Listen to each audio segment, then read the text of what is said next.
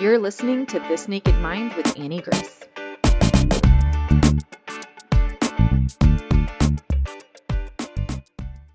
Hi, this is Annie Grace, and welcome to This Naked Mind podcast. I'm here with Casey. Hi, Casey. How are you? Hi, Annie. Good. Thanks for having me. Great to see you. So why don't you take us back to the beginning in your relationship with alcohol? Where did it all start for you? For me, like a lot of people, pretty early on, around 14, I would say, and it wasn't really present in my house. My mum doesn't drink, never has. Dad was a social drinker, but they broke up around when I was 14, and Dad left, and I guess I was doing the rebellious thing and exploring, and it started with it actually started with cigarettes first, and then alcohol, and just exploring and finding what I could do. But the only alcohol in the house was Mum's cooking sherry, so that's what I drank. And I replaced it with green cordial because I don't know why I thought that might work, but she never used it. It sat in the bottom of a cupboard, and that progressed, just experimenting with friends, whatever we could get our hands on, which for a while there seemed to be port and things like that. And it sort of developed from there, but it was never big in my life until probably my late 20s, really. I broke up with a long-term girlfriend. I was living with a friend of mine who I'd known since I was a kid.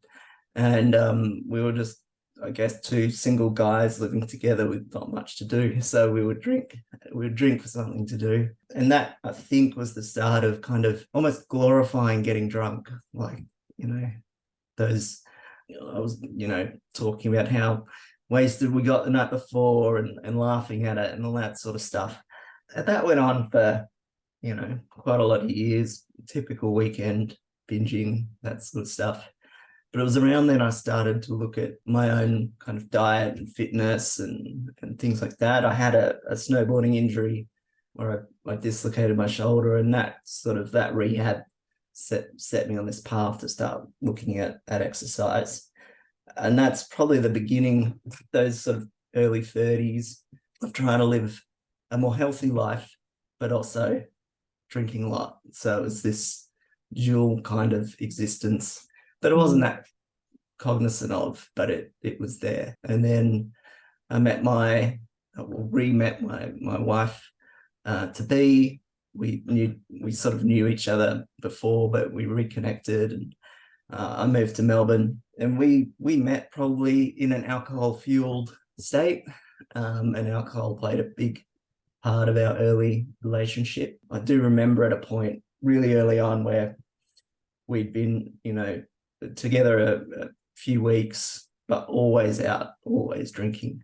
And we met for dinner before going out drinking one night, completely sober. And I remember sitting there for a moment with panic of, I don't have anything to talk about, and then quickly went and got lots of drinks. And so at the time I didn't really question that. I was just like, we need to drink to communicate, and that's just how it is. But I think as time went on, and we've been together over a decade now, we had a lot of alcohol fueled times, and a lot of holidays, and a lot of ski trips, and a lot of where we would drink too much and cut back and have little breaks and those sorts of things.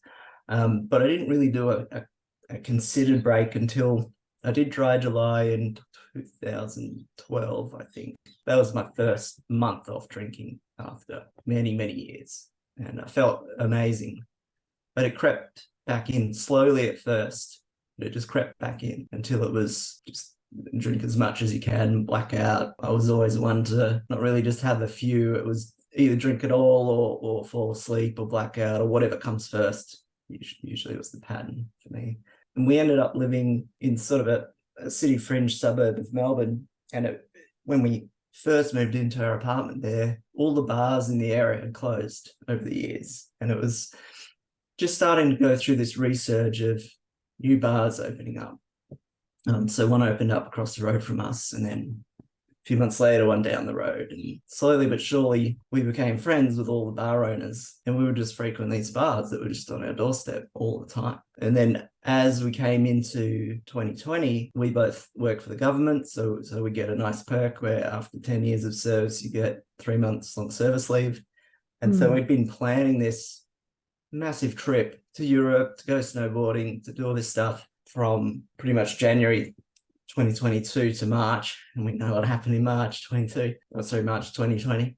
And so as we were coming into that trip, I think it was the October before, we were out at the bar, and my wife was on the dance floor and she slipped and snapped her ACL. And so they go snowboarding for that trip. So we rejigged the holiday, and we still went up north to Norway, and we saw the Northern Lights, and we went walking around Portugal. We went to Vienna, and then by March 2020, we met a bunch of friends in Japan, and we got a bit of snowboarding in. She did a little bit with a knee brace, and she's one of the rare lucky people where her ACL reattached itself without surgery. But that 3-month holiday, we drank I would say every day of it, easily. Then we came home to lockdown. So we landed back home in Australia the week before hotel lockdown started. And as people know, Melbourne was the longest lockdown on the planet. So we basically spent 3 months on holiday drinking, you were mandated to stay home and order junk food and alcohol to your house. And we just worked from home for a year, basically, from a 1-bedroom apartment, full time. And it just became almost normal to have nightly bottles of wine and just feel ordinary, but you were literally just rolling out of bed onto your computer. You could just, phone it in. Didn't really need to do much. So it was not good. Put on a lot of weight, felt horrible, but didn't need to front up to anyone. So, I think a lot of people went both ways during the pandemic. They either went down the fitness route, I'm going to get fit and healthy because I'm stuck here, or they went down I'm going to indulge because I don't have to be in front of people physically. So we went down that latter route. But towards the end of 2020, we bought this house that we have in Ocean Grove down at the beach, and we moved, and we got space, and lockdowns kept happening, but now we were able to get out, be a bit more active. So I spent a lot of 2021 just trying to cut way back on drinking, get fit again, and I pretty much took a big chunk of time off alcohol, just trying to build some sort of new routine. I used to commute in the city on my bike, couldn't do that anymore. So I was just trying to set up these sort of like get up, go for a ride, or go for a run or a walk. Slowly built out a home gym, these kinds of things. Towards the end of that year, I think I let drinking back into my life, and it sort of quickly re-escalated to a point that I wasn't really happy with. And it got into a point where I remember standing in the bottle shop with 2 bottles of wine, thinking, will this be enough for tonight, just for me? And getting anxiety of whether I'll have enough booze for one night with 2 bottles of wine. It's like, this can't be a normal feeling for people. People have like a glass of wine or something, but I need bottles of wine to feel like I have enough. And then the compulsion of just to drink it all at first sip was just getting to me. So I've been starting to, over these years, follow a lot of sobriety content, sober curious content online, and my YouTube feed, my Instagram feed started filling up with this sort of stuff. And I got kind of almost addicted to reading people's success stories. I'd go and seek them out. I think I was searching for someone like me that had these issues and did something, and I don't know, it was sort of this search. But I'd often be sitting there just drinking, reading success stories of people who'd quit drinking, and it was kind of a strange place to be. Eventually I'd heard about Alan Carr's book, Easy Way to Control Alcohol, and I had my dad over from the UK last November, and I remember I hadn't bought that book yet, but I knew about it. And I said to my dad, I'm thinking of not drinking during this trip. I had him here for 4 weeks. I'm thinking of giving it up. And he goes, yeah, we were talking about what his drinking habits are. He was turning 79 during that trip. He said him and his partner tend to share a bottle of wine over a weekend, maybe two. And I was saying to him, yeah, a typical night for me would be 1 or 2 to myself, maybe more. I said, something is stopping. And he said, well, but just stopping wine, you'd still drink beer, right? And I was like, no, I'd stop all of it, Dad. Anyway, I was pretty good for a lot of the trip, but I was still, we did a road trip and we stopped at this hotel or this motel, and my dad and my brother, we walked in and there were 2 bottles of red wine on the table. Any normal person would think you have to pay for those, they're not free. But of course my brain said, oh, there's 3 bottles of wine. So I just cracked them open. I think my brother and dad had 1 each, and I drank the rest that night. And so the trip was, sort of like that. He left, December rolled around, and I thought, I had this weird fear that if I read Alan Carr's book, it might work. So I was avoiding reading it. But I think a particularly hungover day, I just started reading it. And I just remember distinctly about halfway through that, we were driving to a barbecue with a pair of friends that we often would drink a lot with. And I said to my wife, I just don't have any urge to drink. It felt really obscure to me. So we went to the barbecue and I was able to drive us home. And I finished out that book, but I felt something change at that probably 50% through that book. And through sort of December, January, New Year's, that came and went. We had friends here for New Year's, and we went out to dinners. We did New Year's around a fire, and I drank alcohol-free beers or soda water or whatever was available. I just had zero urge to drink. The first urge that cropped up, and what led me to your book and ultimately to the alcohol experiment, was our 10-year wedding anniversary, end of January. We'd booked this fancy restaurant on a farm. It's got accommodation. It's really designed for couples to go there, and everything's geared towards couples. And we booked it months and months before. And I remember sort of during January saying to my wife, I'm really excited about going to an expensive, degustation meal, and actually remembering it, not doing matching wines. And I was talking about being excited to go on holidays sober and all this sort of stuff. But something slowly crept in. A few days before, I thought, how many 10-year wedding anniversaries do you get, really? Ideally 1. And so I started to think, maybe I'll just do the matching wines. And something I realized later is, and I think I've heard you or others say, the decision to drink starts long before you're even aware that you're going to drink. And so by the time we got there, it was, I'll have the matching wines, which in reality was, we'll drink a bottle of wine in the room, we'll go to dinner and drink matching wines, and then we'll drink some more wine in the room afterwards. So it was still more than I wanted to. The restaurant even offered non-alcoholic matching. It even offered a mix of some alcohol, some not. So, they cater for this stuff quite readily now. So anyway, that led me in this sort of spiral of panic. I was like, I want that feeling back where I had no urge to drink. And I think I picked up This Naked Mind at that point, and I read your book, and I reread Alan's book. And I remember I was sitting in the car park at the train station, just reading over and over these passages, just trying to, I was like, I still feel this urge. It doesn't feel the same. And it was at that point when I think it's actually quite important to me, if I'm really worried about this. So that ebbed and flowed to, feeling good, to urges and cravings. And then I felt a really big cognitive dissonance at that point. Like I just was really knowing that this wasn't what I wanted to do, but I couldn't stop it. And I was swinging back and forth.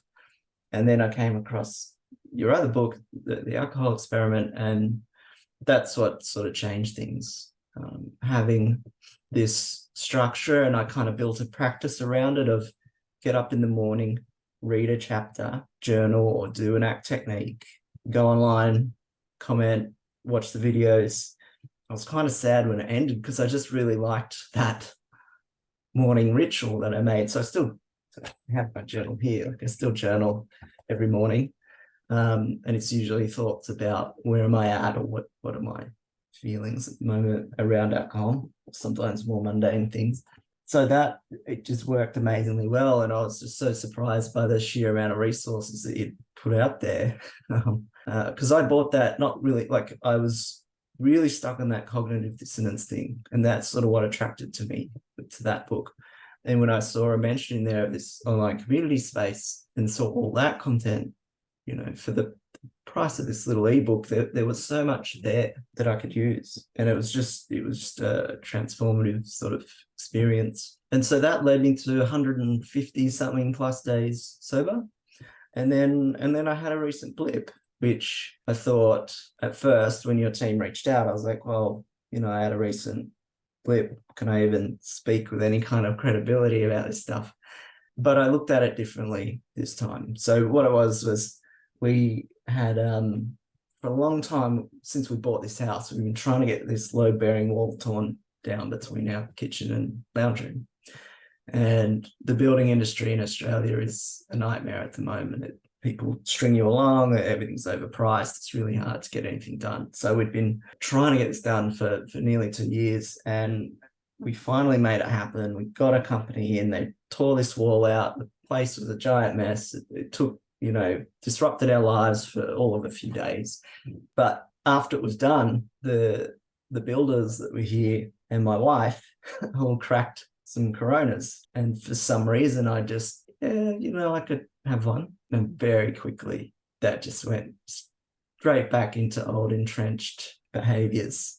There I was, bottle shop, bottles of wine, thinking, will this be enough? But I caught it within sort of that one weekend and went, like, why do this? And started to look at it from more of a curiosity sort of lens. Like, why did that trigger me? Did it make anything more fun? Didn't. It just sat around on the couch and drank and ate crappy food. And I think it was a build-up of some stuff going on at work, a mind state that was just wanting old familiar comfort or something. And it was like something that I've noticed throughout this whole journey was what people tend to worry about is what will my friends be like? Will they still want to hang out? All these sort of things.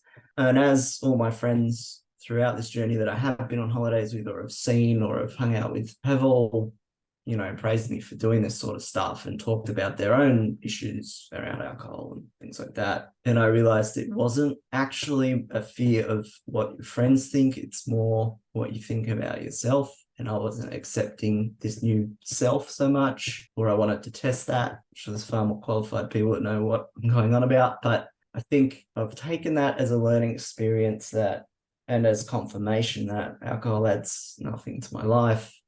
It makes everything harder, absolutely everything harder. And it's just not something that I'm interested in doing anymore. I feel like it moves you from, it's a new thing that you're trying to sort of come to terms with, to it's just your lifestyle. And then you're not really battling anything anymore, which I think is a nice place to be. But I think the other takeaway I had throughout that 150 odd days was everything that I thought would be difficult, that I would make up in my mind that people would say and I'd be prepared for. It was always easier than it seemed like beforehand. You know, I'd go to parties and think, how am I going to do this? And people would find out, and people I didn't even know would say, you're so strong for doing this, these sorts of things. And it's people tend to admire it more now than hassle you to try and drink. I haven't had a single person in this entire time say, come on, just have a drink. It's always, whenever that's happened, that only person has been me.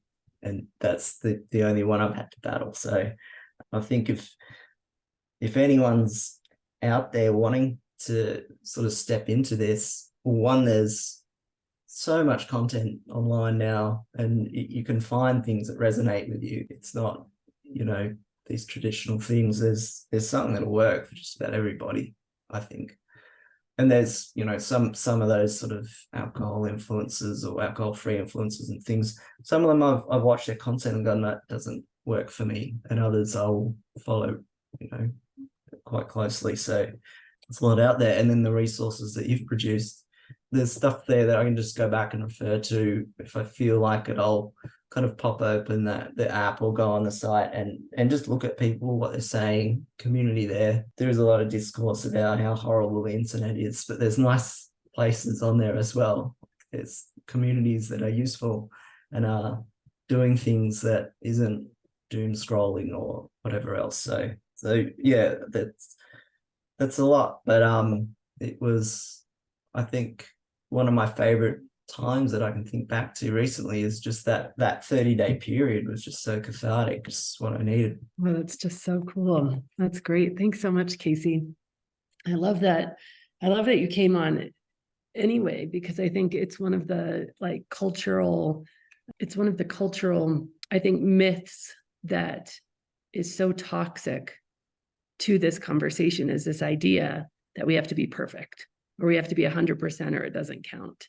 And it's legacy AA, it's legacy traditional recovery, it's legacy changing our, it's way back to like this philosophy that was created so far ago, like just this idea that behavior dictates everything, that what you do physically, dictates everything. And that's the most important thing.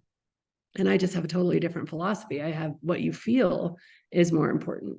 And your behavior is actually relatively irrelevant, because to have what we call a data point, which is just like a drink when you didn't intend to or you didn't want to, and to be able to lean into it and experience the learning and experience the compassion and experience the curiosity is far more productive in your life than to not have had that, right? Because it's in those moments, like if you think of the gym, right? We go into a gym to literally break down our muscles so that they become stronger.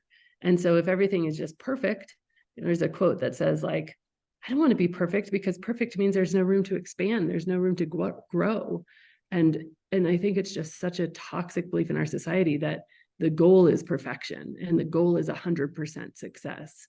Because if that's the goal, well, first of all, I don't know any other area of anything where that's the goal, right? Like, really don't. I mean, even if you think of this sounds terrible, but even if you think of like what they consider really successful with surgeries, they build in a margin of error to heart surgery and to brain surgery. So it's because it's not because we want that to exist, it's because we're accepting the reality that perfection is an illusion. And when we create shame because of imperfection, we're just going backwards. It's so incredibly counterproductive. So I really appreciate you sharing all of that. And just when we have curiosity, we can learn so much. We can gather so much from that instance and that experience. Yeah, it looking at the 2 times since I've really been taking this seriously, where I have had drinks or drinks that led to more drinks. The first time after our wedding anniversary, it was a spiral filled with feelings of panic, shame, guilt, all that stuff. And I mean, in a way, parts are good because it led me to your material and more. And, I've kept that journey going. But it felt horrible. Whereas this time around, it was more of an affirmation that I'm happier not drinking than drinking, especially sitting around at home. And I'd said to friends during recent ski trips and those sorts of things, which I felt would be really hard, but they were actually quite easy. I said, I haven't quit drinking. I will drink again when I feel like it. I just haven't felt like it. Not that any of them pressured me or anything, but I didn't feel ready to say I don't drink. Whereas I kind of feel like I can say that now, even though I drank recently. It's just made some sort of identity shift. And and speaking of ski trips or snow trips, we before the pandemic, we created this thing we call the Perisher pub crawl, which was at Perisher, the biggest snow resort you have in this country. And it was literally ski from pub to pub around the 4 resorts and drink at every single one, which is an insane thing to do on a mountain. And I kind of like was in two minds about that thing, because I like performance and going fast, and being a bit tipsy, it's not great for that.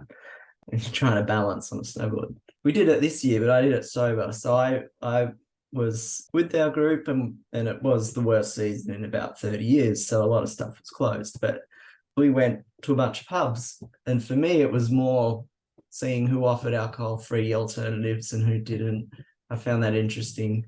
Where do I have to get soda water and lime? Where can I get an AF beer and these sorts of things? And I enjoyed it way more than the times we've done it drinking. Way more. I just had more fun. I didn't feel like I was compromising safety in any way. And everyone else did what they wanted to do. And it just wasn't a big deal. But I built it up in my mind for a while that it would be really hard.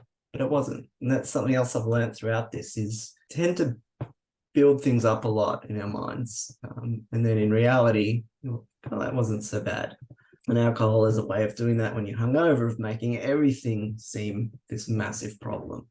Work weeks were absolutely horrendous rolling into a Monday, just the level of anxiety and stress that isn't there now. Monday rocks around and it's not a problem. You can just handle stuff. It does something for your self-confidence when you are confident in yourself that you can handle things.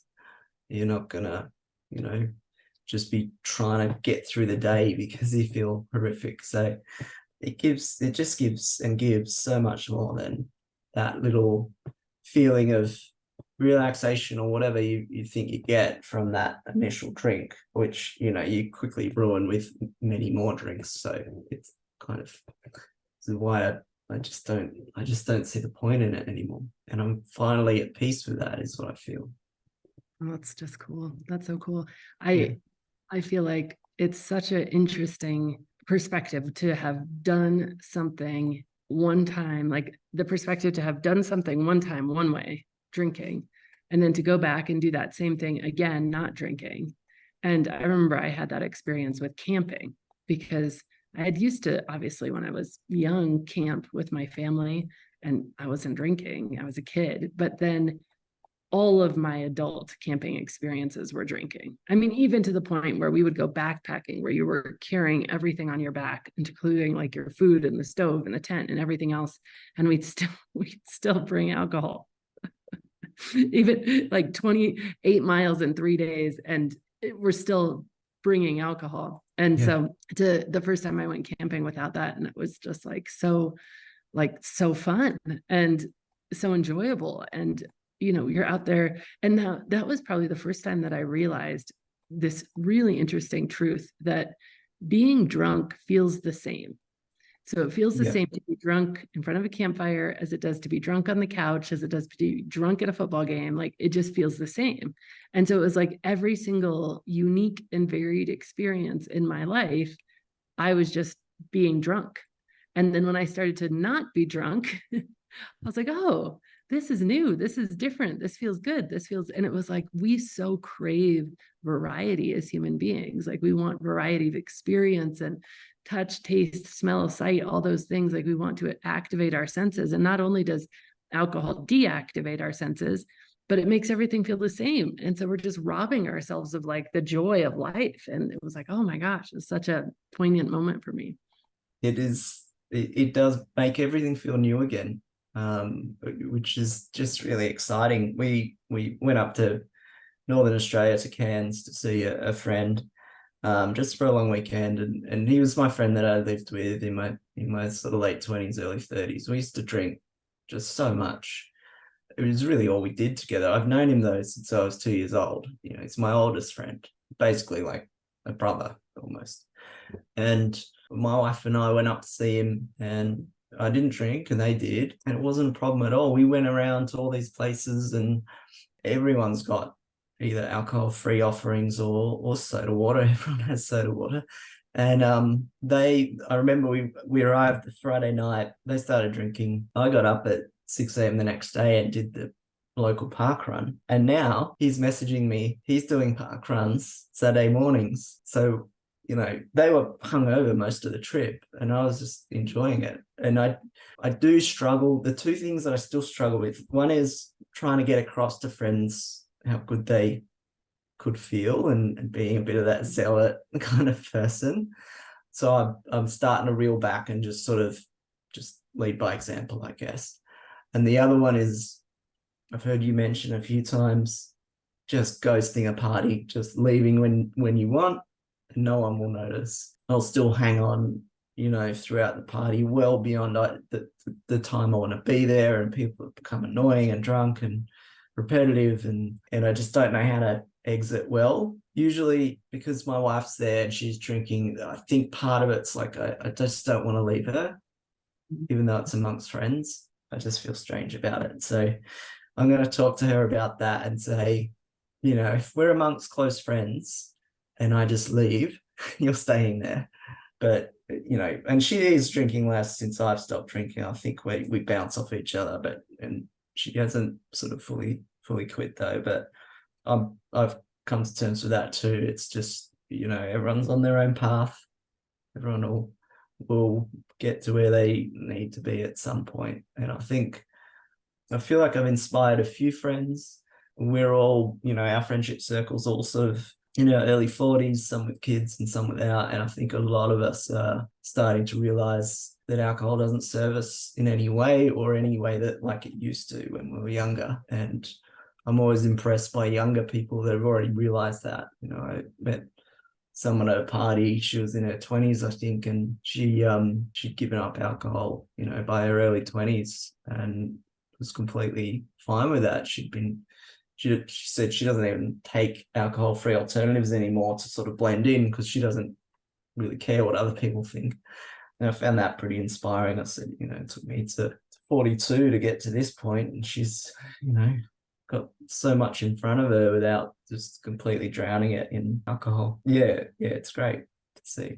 I do think that if I would have, you know, like, it is so much better on this side that, I mean, you don't want to stay in regret, because regret is painful, but it is very inspiring to hear about somebody who, you know, didn't waste as much time. There's so much on the other side in terms of getting to know yourself and getting to know what you really like and don't like, and making your life something you don't want to escape from. And then it becomes really amazing because you've created this life that you really want to live. And yeah, the sooner we can start that, the better. You know, it's just very cool. Yeah. And there are other little positives that are starting to just crop up. It's a bit odd for Australians, but I play ice hockey most of my life. And we had our awards presentation last night for last season, and I wasn't able to attend, but the coach just messaged us, and I apparently won most valuable player for that season. And my coach had said to me, she was like, I don't know what you've done, but this season is completely different to the last 3 or 4 years. And it's because I wasn't hungover most games. You know, I could actually show up and play hockey. So little things like that just come from that cumulative effect of you're not hungover, so you exercise, you eat better, you are more present, mind is clear. It just flows into so many other aspects of life. I've been offered a sideways, sort of not promotion, but a sideways gig at work, which I'm excited about, and normally would be this like scary thing, but I feel like, you know, I can just take it on, because I'm not going to have to worry about, am I going to be able to perform at work because I've, you know, just spent a whole weekend drinking. And I think that's the self-confidence thing, or self-assurance, or whatever the term is, that you just know that you'll be able to show up because you're not going to ruin it with a weekend of pointless drinking. Yeah. And that becomes such a snowball, because you show up a few times and then you start to believe that you'll show up more times. And like, it just really does, like what you said exactly. The cumulative effect cannot be understated of how over time it's just amazing. That's so awesome. Yeah. Well, Casey, let me ask you the question that I ask at the end of these, which is, if you were going to go back in time to talk to your former self about what life is like now, what would you say? It's a hard question. I mean, I know kind of what I'd say, but would I listen? Would that former self listen is my question. I mean, I would say that what I've discovered is that do not need alcohol to have fun. You don't need alcohol to socialize, to relieve anxiety. It makes everything harder in your life. It doesn't improve anything. I know my former self drank often because everyone else was, even when I didn't feel like it, to fit in at parties, to talk to people. You don't need to do that. You just don't need to do that. No one actually cares what you're doing. So don't worry about other people. You just got to be happy within yourself. Well, that's awesome. Well, thank you so much for coming on and sharing your story. It was really great to get to know you, and I just really appreciate it. No, thank you for having me, and thank you for all that content that you've put out and you continue to put out. It is just a wealth of material that when people find it, I think it really helps them. So you're just making a big impact. Well, thank you. Thanks, Annie.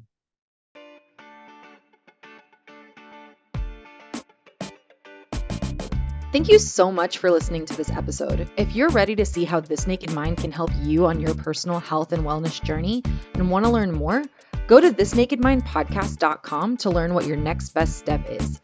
Again, that's thisnakedmindpodcast.com. We have all of our free resources, programs, social links, and more available for you there. Plus, if you have your own naked life story to share, you can submit it there as well. Until next week, stay curious.